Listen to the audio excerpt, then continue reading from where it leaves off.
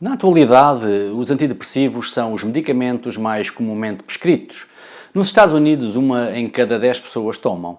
Em Portugal, a venda de antidepressivos nos últimos 10 anos teve um aumento de 110%, segundo o relatório do Infarmed.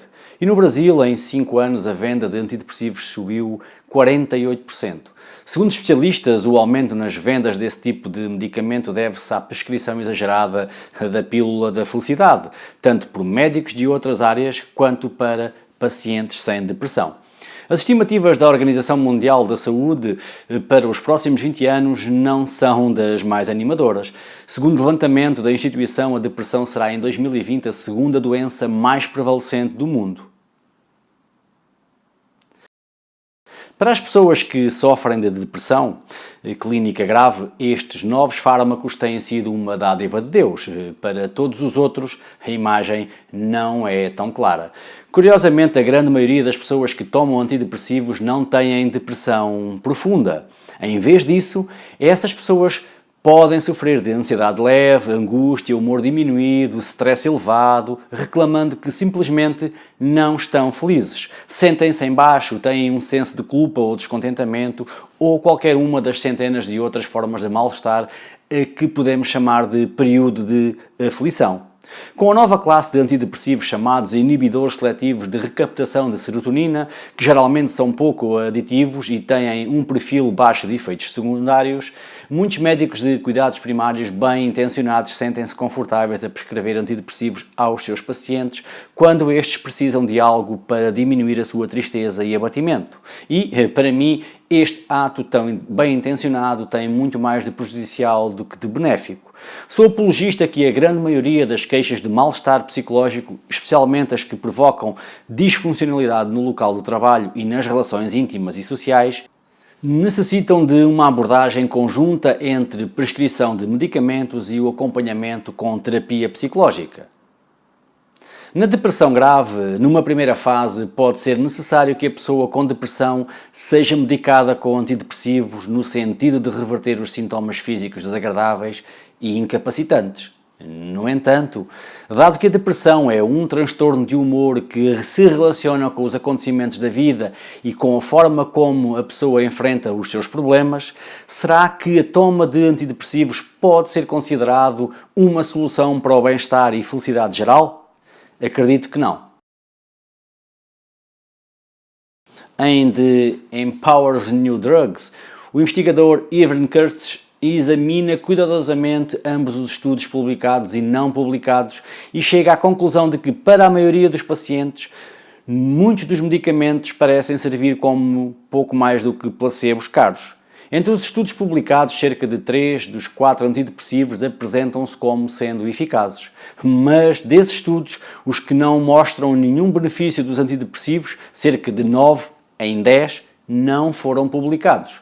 Por outras palavras, parece haver uma tendência pronunciada para publicar em primeiro lugar os estudos clínicos que demonstram mesmo o menor efeito dos antidepressivos. Os estudos que não apresentam qualquer benefício da toma de antidepressivos ficam simplesmente arquivados e nunca são dados a conhecer. Temos mesmo de refletir sobre o seguinte: com o seu custo elevado, os antidepressivos aumentam o custo do atendimento de saúde, mas não ensinam nada aos pacientes. Mais preocupante é o fato de que essas drogas às vezes têm efeitos secundários significativos. Enquanto muitos efeitos secundários são apenas irritantes, tais como perda da libido ou distúrbios digestivos, para alguns pacientes os efeitos secundários são muito piores do que aquilo que é suposto os comprimidos melhorarem. Esses efeitos secundários incluem agitação grave, comportamento agressivo e até mesmo comportamentos violentos associados à síndrome de serotonina, podendo levar mesmo ao suicídio.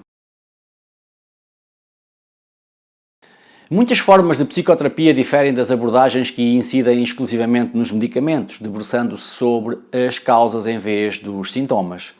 Muitas terapias ensinam as pessoas deprimidas ou ansiosas novas habilidades, novas estratégias de lidar com as situações indutoras de problemas, reestruturação de pensamentos e crenças sobre si, sobre o mundo ao seu redor e sobre o seu futuro, que pode levar a novos padrões de comportamento. Embora não seja uma panaceia, a psicoterapia pode fornecer estratégias e métodos para mudar o pensamento das pessoas, estratégias de lidar com as situações do dia a dia e técnicas de redução dos sintomas físicos desagradáveis, produzindo benefícios duradouros. Aqui mesmo comigo e através do meu site você pode usufruir de consultas de psicologia online para a superação da depressão. Se for ensinado às pessoas deprimidas técnicas de relaxamento e competências de assertividade apropriadas, se melhorarem a sua capacidade de comunicação e mostrar-lhes como evitar distorções negativas da realidade, certamente o seu mal-estar irá melhorar, assim como o abatimento e a desesperança. Não há pílula que possa ensinar essas habilidades. Mudanças de estilo de vida relativamente simples também podem fazer uma diferença significativa. Por exemplo, num estudo realizado na Duke University, um grupo de pacientes receberam um programa de 30 minutos de exercício físico 3 vezes por semana, que se mostrou tão eficaz quanto o tratamento medicamentoso no alívio dos sintomas de depressão maior, numa questão de poucos dias. Crenças improdutivas e desadequadas, tais como eu não sou amável, ou eu não sou seguro, ou eu sou inútil, são frequentemente o resultado de conclusões distorcidas retiradas de experiências amargas da vida.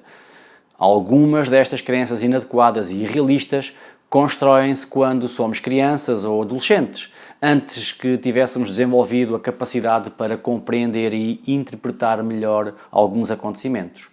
Tal como os eventos traumáticos podem ter um impacto profundo e de longo prazo sobre o humor, mentalidade e equilíbrio emocional, os eventos mais comuns e mais subtis, a que chamamos de microtraumas, também podem ter influência profunda e duradoura.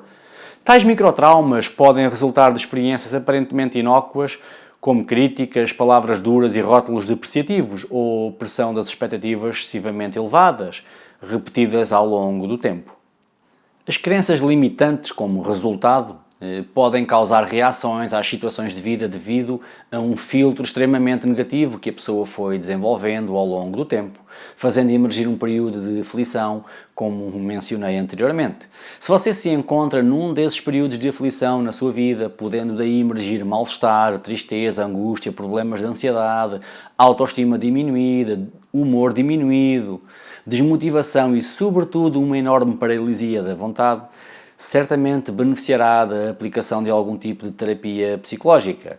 Na terapia cognitivo-comportamental, a pessoa é encorajada à reestruturação das suas crenças limitadoras e disfuncionais, assim como aprende a conseguir identificar as formas de pensamento destrutivo e incapacitante que a mantêm presa num ciclo de desesperança. Se você está a passar por um período difícil, eventualmente já experimentou vários tipos de medicamentos ou mesmo de apoio psicológico e continua sem ver melhorias ou tem constantes recaídas, certamente a sua esperança de recuperação pode estar bastante diminuída. A constante combatividade na tentativa da superação do problema aliado ao insucesso dos tratamentos remete a pessoa para um estado que piora ainda mais o estado em que se encontra. Martin Seligman, um psicólogo norte-americano visto como pai da psicologia positiva, apelidou este processo de desesperança aprendida. No entanto, eu acredito que a depressão e os seus problemas associados podem ser resolvidos com eficácia através de um programa de tratamento, edificado na premissa que a depressão é um transtorno de humor que tem as suas causas na relação que a pessoa estabelece consigo mesmo, com os outros e com o mundo, e não necessariamente devido a um desequilíbrio químico no seu cérebro. Fico esperançado que esta informação possa ajudá-lo de alguma forma.